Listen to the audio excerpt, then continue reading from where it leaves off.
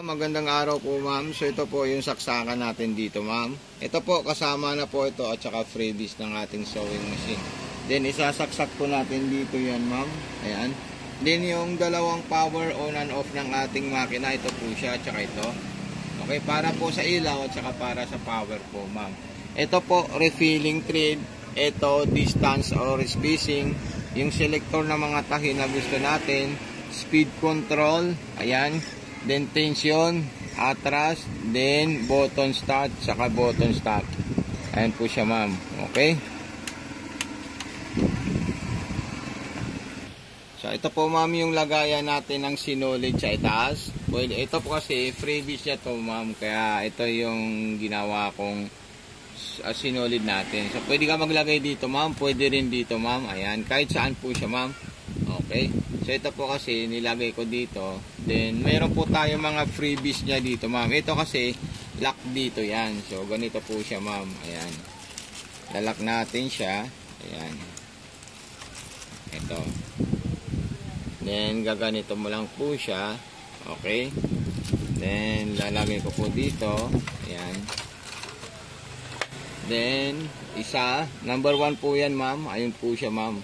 Dire-diretso, kailangan sagad dito at maipit. Then pangalawa, ayan. Then pangatlo, ito po siya ma'am, ayan. Yung hook na maliit, kailangan maisabit nyo po siya ma'am, yung ganyan. Then pangatlo, dito po siya ma'am, ayan. Okay. Then isusunod natin dyan ma'am, papasok natin sa butas ng karayom. Ayan. Pwede natin gamitin yung auto shooter thread ng ating sewing machine. Ayan. So, kukunin ko lang po siya sa likod. Yung sa ilalim naman po, i-slide natin ito at ito po siya ma'am. Ayan. So, kompleto po siya ma'am ng gamit ma'am. Ayan. Okay, so ito po yung paglalagay na tama at proper. Ayan po siya ma'am. Di makikita mo may hiwa po doon na maliit dito sa banda dito at yun po siya sasabit ma'am. Ayan. Then pakain natin sa kanya. Ayan po. Ayan. Then gaganito natin at isasalpak natin doon. So ayan po siya ma'am. Then sasarado natin siya ma'am. Okay. So titestingan natin yung lahat ng design ng ating sewing machine. Ayan. Then unang-unang gagawin natin ma'am, yung number 2, 1 and 2, lahat is straight sewing. So button start. So ayan po siya. Then atras abante, ito po siya ma'am. Ayan. Then kung gusto nyo po masinsin, yung number 4, ilagay nyo sa number 2. Ayan. So dikit-dikit na po yan ma'am. Okay, napaka-smooth ng performance ng ating sewing machine.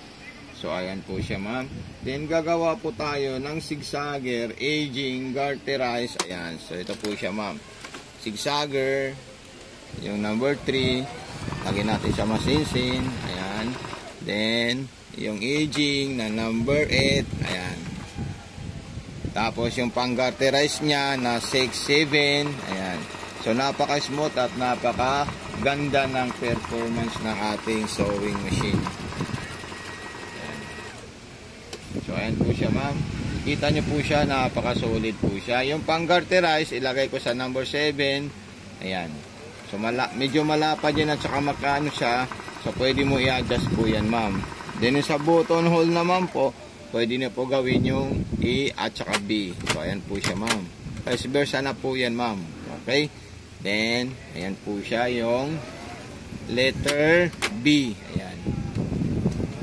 Then, pwede pa naman po kayo pumunta ng letter A. Ayan. Ayan, oh. Napaka-solid siya, ma'am. Then, balik po ako ng letter B. So, ayan po siya.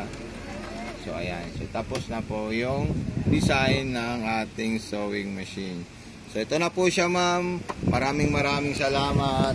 God bless and more power po ma'am sa pag-abil sa ating sewing machine. So, ito na po siya. Napaka-perfect na po siya. Impake natin para may balot natin ma'am. So, thank you so much. God bless and more power po ma'am.